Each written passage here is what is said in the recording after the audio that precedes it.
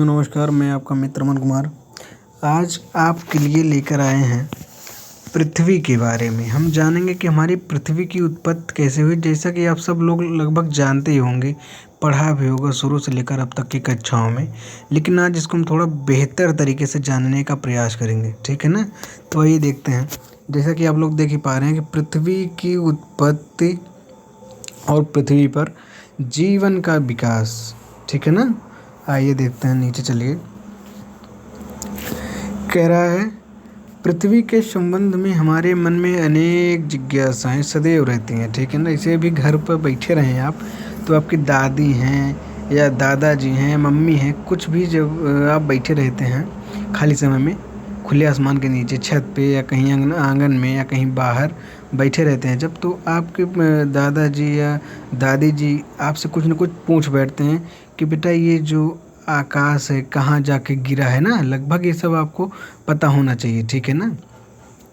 तो वो पूछ लेते हैं, लेकिन हम सबके पास एकदम कंठस्थ शब्द, मतलब एकदम कंठस्थ आंसर नहीं पता होता हमको कि क्या हम इनको बताएं, ठीक है। तो आइए जानते हैं क्या है। पृथ्वी के संबंध में हमारे मन में अनेक जिज्ञासाएं सदैव उत्पन्न होती हैं, तो सही बात है। जिनमें से एक मुख्य जिज्ञासा यह होती है कि पृथ्वी की उत्पत्ति कैसे होगी या पृथ्वी का निर्माण कैसे हुआ होगा, ठीक है ना। ये हमारे लिए एक प्रश्न बन जाता है कि पृथ्वी का जो पृथ्वी की जो उत्पत्ति है, पृथ्वी का जो जन्म हुआ कैसे हुआ, कब हुआ, ठीक है ना, और किस उद्देश्य से हुआ, क्या ज़रूरत थी, ठीक है। सब जानेंगे आज। इन प्रश्नों का उत्तर हम इस लेख के माध्यम से जानने का प्रयास करेंगे कि हमारे ब्रह्मांड में खगोलीय घटना जैसे घटी होगी, जिससे हमारे सुंदर ग्रह पृथ्वी का निर्माण हुआ होगा, ठीक है ना। हमारी जो पृथ्वी है एकदम जान लीजिए कि अमृत के समान है हम लोगों के जीवन के लिए। इतिहास में वैज्ञानिकों ने पृथ्वी की उत्पत्ति के संबंध में बहुत सी बातें कही हैं। इसके धार्मिक और वैज्ञानिक दोनों ही मत सुने जाते हैं। धर्म अनुसार पृथ्वी की रचना ईश्वर द्वारा की गई है, पृथ्वी द्वारा की गई है, ईश्वर द्वारा की गई, सॉरी। वहीं अगर वैज्ञानिक मत को देखें तो उनके अनुसार पृथ्वी की उत्पत्ति सूर्य और एक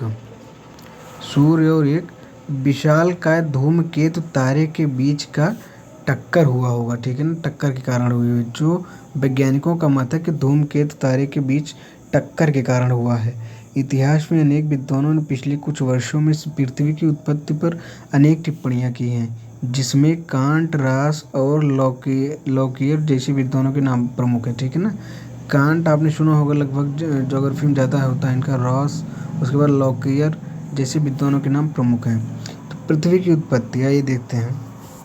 अपना जो मेन मुद्दा है, मेन पॉइंट है, पृथ्वी की उत्पत्ति। क्या है बेटा?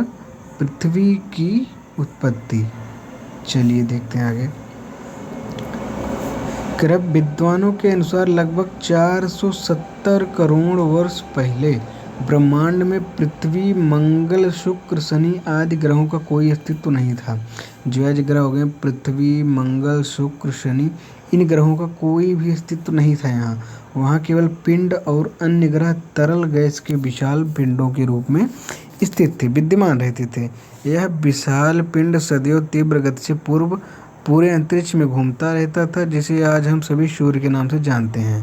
कुछ समय बाद एक प्राकृतिक घटना के कारण सूर्य ब्रह्मांड के एक अन्य विशाल पिंड से टकराया और उस पिंड के कुछ टुकड़े अलग होकर सूर्य की परिक्रमा करने लगे, ठीक है ना, सूर्य की परिक्रमा करने लगे। इतिहासकार बताते हैं कि पृथ्वी भी इन्हीं टुकड़ों में से एक है, जो लंबे समय तक ब्रह्मांड के आग के गोले की तरह धधकती है। किसकी तरह बेटवा? आग के गोले की तरह धधकती रही। खैर, जैसे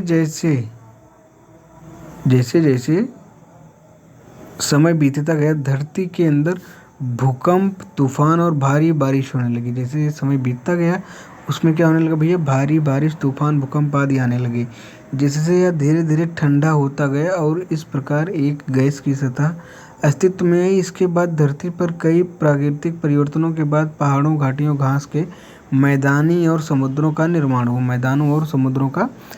हुआ। भूवैज्ञानिकों ने चट्टानों की परतों, समुद्र तथा विभिन्न स्थानों का अध्ययन कर पृथ्वी के इतिहास को 5 मुख्य कालों में विभाजित किया है। इन सभी कालों को भूवैज्ञानिक युग भी कहा जाता है। अच्छा, इससे मुझे ज्योग्राफी से याद आया, मेरा ग्रेजुएशन में अब आ गया है मेजर माइनर, आप सब जानते होंगे मेजर माइनर। मेरा माइनर में ज्योग्राफी सब्जेक्ट था, ठीक। तो ज्योग्राफी से हालांकि अब माइनर था तो पढ़ना पड़ता था थोड़ा बहुत। तो जब क्लास वगैरह हम सब लेते थे तो क्लास में जाते थे, ऐसा नहीं पढ़ के नहीं जाते थे, पढ़ते थे अच्छे से। तो भैया एक बार हमारे टीचर साहब ने, प्रोफेसर हैं वहाँ के, तो उन्होंने एक लड़की को खड़ा किया और उनसे कुछ पूछ लिया इसी के बारे में, चट्टानों से संबंधित कुछ था, उनसे पूछ लिया। तो वो लड़की बता नहीं पाई। तो तभी हम भैया पढ़ने में थोड़ा ज़्यादा तेज़ हैं अपना हाथ उठाया। उसके बाद हमने कहा सर हमको पता है। तो हम अपना हाथ खड़ा किया, उसके बाद हम बता दिए भैया। तो वो लड़की जो थी इतना खुन्नस में हमको घूर रही थी कि ऐसा लगे कि बाहर मिलेंगे तुरंत मार ही डालेगी मुझको। अच्छा, ऐसे समय बीतता गया। फिर एक दिन ऐसा समय आया कि फिर हम क्लास में गए। उसके बाद एक क्वेश्चन हमको खड़ा करके पूछ लिए, तो हमको नहीं पता था भैया। अब तो बड़ी दिक्कत, वो लड़की मुस्कुराई दे रही थी, उसके बाद हाथ उठाया, फिर बता दिया उन्होंने वह प्रश्न बता दिया। तभी सब लोग थोड़ा जानते हैं क्लास की बातें, अब क्या बताएं आपको चलिए आगे देखते हैं। पृथ्वी पर जीवन की उत्पत्ति और विकास। पृथ्वी पर जीवन की उत्पत्ति कैसे हुई और यहाँ पर विकास कैसे कैसे धीरे धीरे हुआ, ठीक है ना, सारी चीज़ें बताएंगे। जिस समय पृथ्वी पर इतनी भयानक उथल पुथल हो रही थी, उस समय किसी भी जीव का पृथ्वी पर रहना क्या भैया संभव नहीं था, बिल्कुल।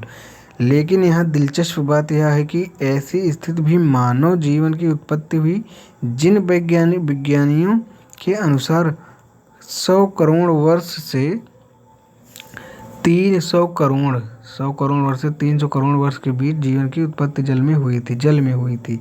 ऐसा माना जाता है उस समय पैदा हुआ जीव एक जेली जैसा एक कोशिकीय सूक्ष्म प्राणी था, जिसकी ना तो कोई त्वचा थी ना ही हड्डियां थी। समय के साथ साथ जीव के स्वभाव में अनेक परिवर्तन हुए और धीरे धीरे पृथ्वी पर अनेक प्रकार के वनस्पतियां और जीव जंतु अस्तित्व में आने लगे।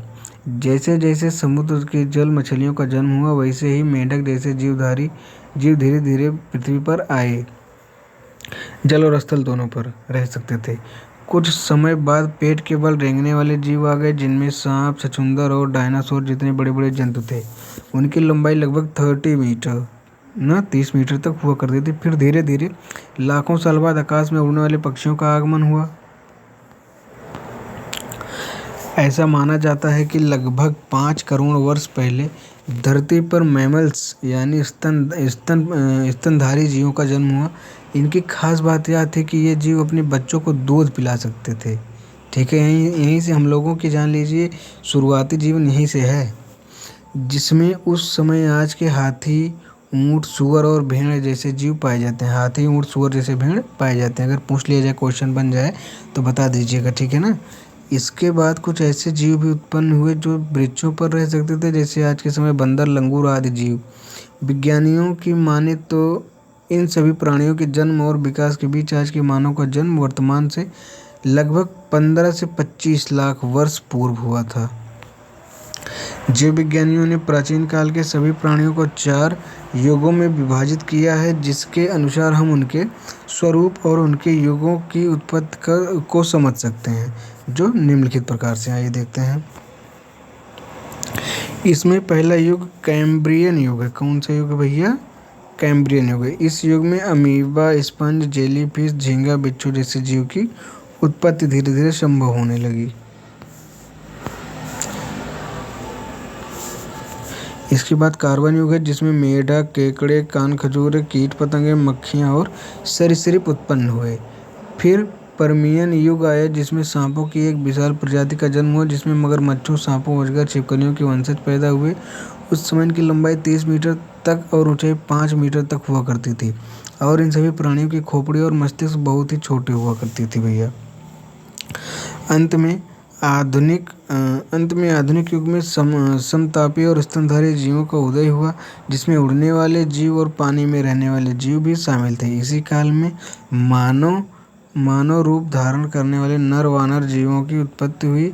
इन्हें प्राइमेट भी कहा जाता है।